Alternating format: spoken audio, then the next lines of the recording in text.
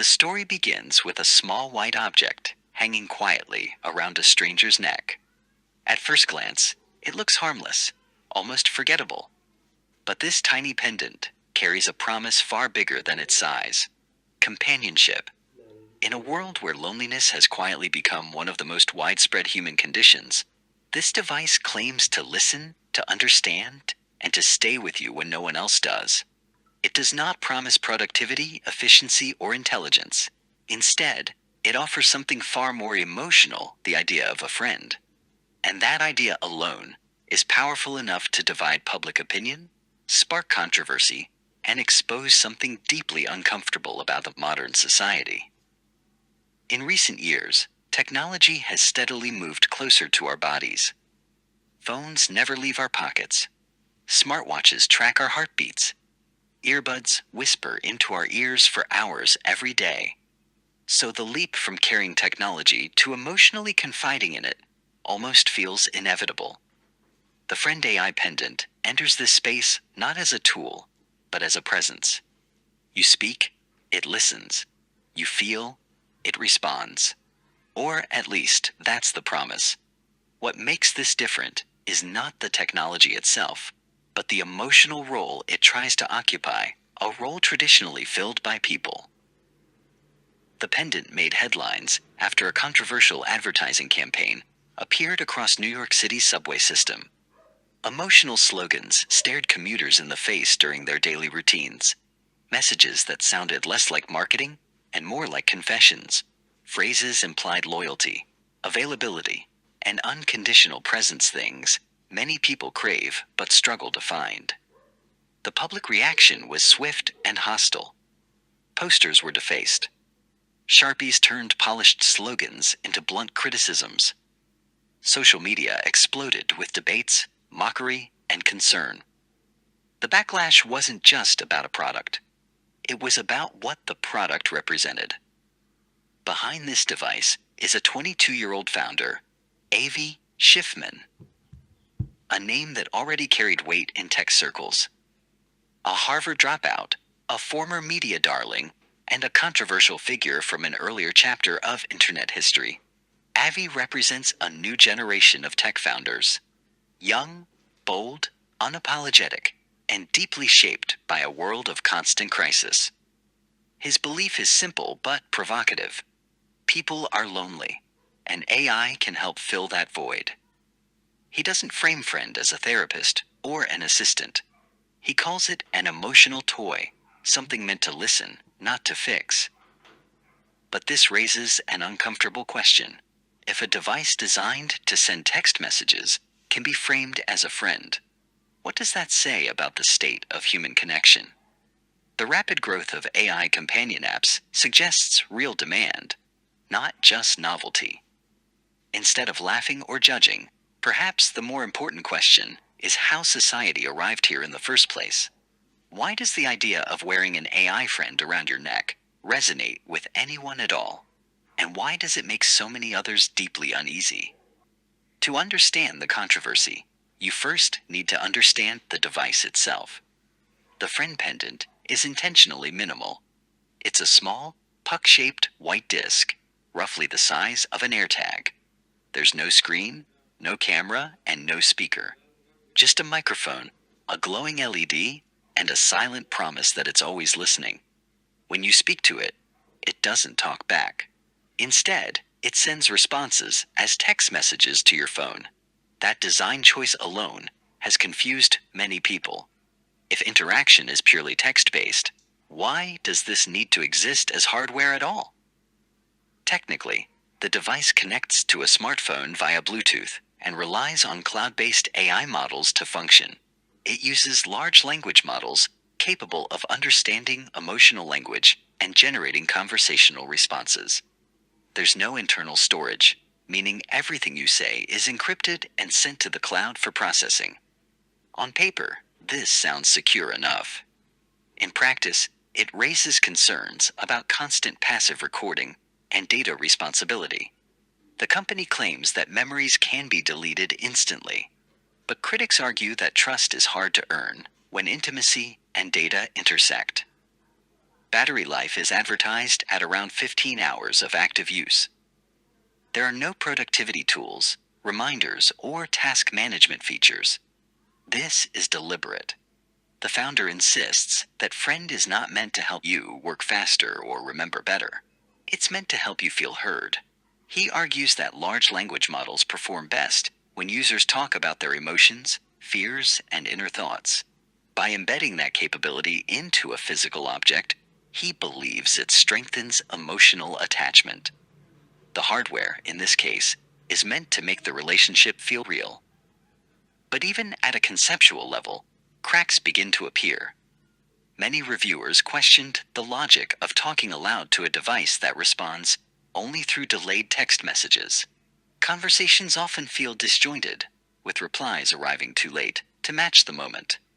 Emotional timing, the core promise of companionship, frequently fails. What should feel comforting instead becomes awkward. When empathy arrives seconds or minutes late, it loses its meaning entirely. Early adopters and tech reviewers were harsh. Reports described lag, fragmented replies, and interactions that felt shallow or intrusive. Some users felt interrupted rather than supported. Others described the experience as emotionally hollow. One reviewer famously compared it to wearing an anxious, forgetful relative around your neck, a comparison that quickly went viral. Instead of easing loneliness, the device often highlighted it. The promise of emotional presence clashed hard with the reality of imperfect execution.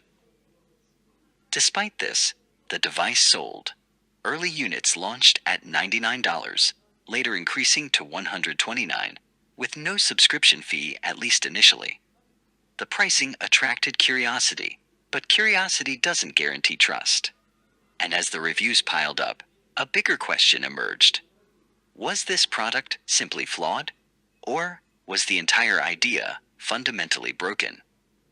As criticism mounted, something more unsettling began to surface. The Friend pendant wasn't just being judged as a gadget, it was being examined as a social experiment. When people share emotional space with AI, the consequences aren't always obvious. Several journalists who tested the device for extended periods described it as needy, forgetful, and emotionally disruptive. In moments of stress, the pendant would buzz unexpectedly, injecting itself into private emotional states. Even well-intended messages felt misplaced, like automated sympathy arriving at the wrong time. This discomfort deepened when people began examining the terms of service. By using the device, users acknowledge that it may passively record surrounding conversations. The responsibility for consent shifts to the wearer. In other words, if someone nearby doesn't know they're being recorded, that liability falls on you. It's a legal safeguard, but also a moral one, and not everyone is comfortable carrying that burden for the sake of companionship. The distrust reached symbolic extremes.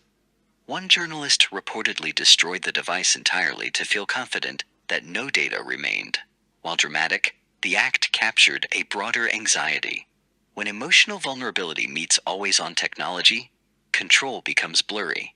Even if the company's intentions are benign, the potential for misuse is real, and history has taught people to be skeptical. At the same time, it would be dishonest to ignore the demand for AI companionship altogether. Millions of people already use conversational AI as emotional outlets. They talk, vent, confess, and reflect with systems that don't judge or interrupt. For some, that feels safer than human interaction, but mental health professionals have raised concerns. Treating AI as a friend can blur reality, reinforce isolation, and in rare cases, contribute to psychological distress. Lawsuits and studies have already begun exploring these risks. The Friend pendant sits at the center of this tension. It didn't create the loneliness epidemic, but it certainly reflects it. Loneliness has been rising for decades, driven by urbanization, digital communication, remote work, and fractured communities. The pandemic accelerated everything. For an entire generation, isolation became normalized during formative years. Against that backdrop, a wearable AI companion doesn't seem absurd. it seems inevitable. So when the subway ads were defaced, when slogans were mocked, and when outrage filled social feeds, it wasn't just rejection, it was recognition. People saw something uncomfortably familiar in Friend. Not a solution, but a mirror. A reflection of how disconnected modern life has become, and how desperately people are searching for something or someone that will simply listen. To understand why Friend exists, you have to understand its creator. A.V. Schiffman didn't appear out of nowhere. Years before the pendant, his name was already familiar to millions of people around the world. In 2020, during the early days of the global pandemic, a website appeared that tracked COVID-19 cases in real time. It spread rapidly, shared across social media, cited by journalists, and visited by tens of millions. The face behind it was a 17-year-old teenager. Overnight, A.V. became a symbol of youthful brilliance in a moment of global fear. He was praised as a prodigy, invited to interviews, and even received awards. For a brief period, the internet crowned him a hero. But internet fame is rarely simple, and it rarely stays clean. As attention grew, so did scrutiny. Online communities began questioning how much of the site Avi had actually built himself. Investigations revealed that parts of the data and mapping systems were sourced from volunteer groups and news agencies. While this is common practice in software development, the way it was presented publicly sparked backlash. Accusations spread quickly, and the narrative shifted. The teenage hero image fractured, replaced by debates about credit, ownership, and exaggeration. A.V. responded, sometimes directly, sometimes anonymously. On forums, he attempted to clarify his role, insisting that sources were credited and that misunderstandings had been amplified. But the damage was already done. The same internet that lifted him up now pulled him apart. For a young founder, that experience leaves a mark. Being praised, questioned, admired, and doubted, all before adulthood, creates a complicated relationship with public perception. After that chapter, A.V. stepped away from the spotlight and pursued his next idea. He enrolled at Harvard, but eventually dropped out, choosing to build instead of study. Like many young tech founders, he believed experience mattered more than credentials. What followed wasn't an emotional product at all. His first serious hardware concept was something far more practical, a productivity device. That device was called Tab. It was a pendant designed to transcribe conversations, record meetings, and act as an external memory. It promised efficiency, not empathy. Early interest was strong enough to generate significant pre-orders. Investors saw potential. On the surface, it looked like a safe, logical product. But something about it didn't sit right with Avi. And that dissatisfaction would soon change everything. The pivot from Tab to Friend is the moment where this story truly turns. According to Avi, the shift wasn't driven by market data or investor pressure. It was driven by loneliness. While traveling alone in Tokyo, he found himself isolated in a city full of people. High above the streets, in a small apartment, surrounded by silence, he felt something missing. Productivity tools suddenly felt hollow. Efficiency didn't help when there was no one to share the moment with. That emotional realization became the foundation for Friend. Avi has described it as wanting a presence, not a function. Something that felt like it was there with him, not just something that recorded his voice. This is where his thinking diverged from traditional tech logic. Most startups chase optimization. Friend chased emotion. And that decision would define everything that followed. When Avi announced the pivot, early backers were given a choice: switch from Tab to the new Friend device, or receive a refund. Many stayed. Some left. But the idea gained momentum. In 2024, Avi raised roughly $2.5 million in funding, valuing the company at around $50 million. For a hardware startup led by a 22-year-old, that alone was impressive. But what he did next raised eyebrows across the tech world. Out of that $2.5 million, AV spent approximately $1.8 million on a single purchase, the domain name friend.com. To critics, it looked reckless. Nearly the entire funding round spent on a URL. To Avi, it was strategy. He believed that owning the word friend was more valuable than any ad campaign. The simplicity, the emotional weight, and the memorability of the name would do more marketing than paid promotions ever could. And in a way, he was right. The name alone sparked conversation. It invited curiosity, criticism, and confusion. People talked about it because it sounded human. You don't ask what friend does. You ask what it means. That distinction mattered. In Avi's mind, he wasn't just selling a product. He was selling an idea that people already understood instinctively. But this bold move also set the stage for conflict, because Avi wasn't the only person building something called Friend. At almost the same time, another startup was working on a device with the exact same name. Based Hardware, founded by Nick Shevchenko, had announced an open-source AI wearable called Friend months earlier. But unlike Avi's vision, this version focused on productivity and cognitive enhancement. It was positioned as an assistant, not a companion. Two founders, two philosophies, one name, and a collision was inevitable. When Avi's company acquired Friend.com, the balance of attention shifted instantly. Media coverage followed the domain. Search results followed the domain. Public recognition followed the domain. Suddenly there were two friend devices, but only one dominated the conversation.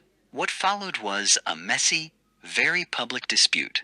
Both founders claimed originality, both defended their timelines, and the internet, as always, took sides. Nick Shevchenko responded creatively and controversially by releasing a rap video criticizing Avi and accusing him of stealing the name. It was strange, awkward, and undeniably memorable. But in the end, the attention didn't translate into victory. To avoid confusion, Nick rebranded his device entirely. Friend became Omni. The battle was over. From Avi's perspective, the domain purchase had paid off perfectly. Thousands of sites began linking to friend.com. Articles, social posts, and discussions funneled attention into a single digital location. Earned media multiplied. The controversy became fuel. When asked about the backlash, Avi appeared unfazed. He described it as buying cultural attention mindshare.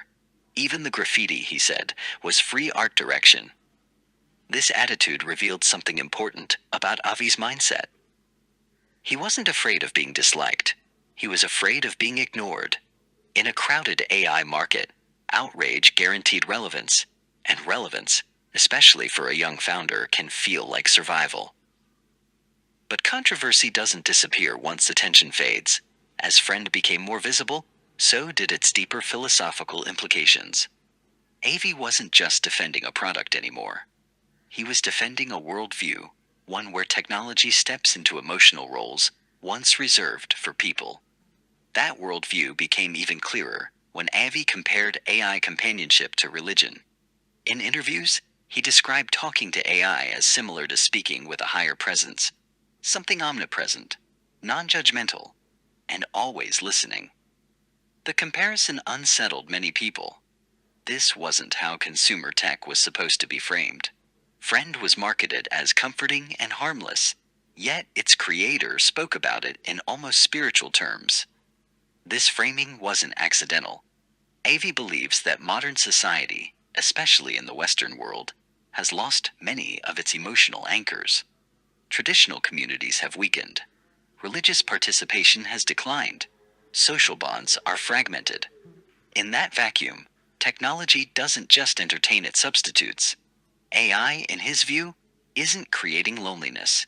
It's responding to it. There's truth in that perspective. Younger generations, particularly those who came of age during constant global crises, experienced isolation as a baseline. Lockdowns, remote education, digital-first social lives, all of it reshaped how connection feels. For someone born in the early 2000s, loneliness isn't an exception. It's familiar. From that lens, friend starts to make sense. But intention doesn't erase consequence. When emotional needs are redirected toward machines, dependency becomes a risk, comfort becomes conditional, and companionship becomes simulated. Critics argue that while AI can mimic understanding, it can't replace mutual human experience. A friend that never disagrees, never leaves, and never demands effort may feel safe, but it may also prevent growth. By this point, friend had become more than a failed or flawed gadget. It was a symbol of a generation trying to soothe itself with technology, a symbol of founders shaped by fame, criticism, and isolation, and a symbol of a society unsure whether it wants connection to be convenient or real. And this leads to the final question, not about Avi, not about friend, but about us. If products like this keep appearing, and people keep buying them, what does that say about where we're headed next? To truly understand why a product like Friend exists, we need to step back and look at the bigger picture.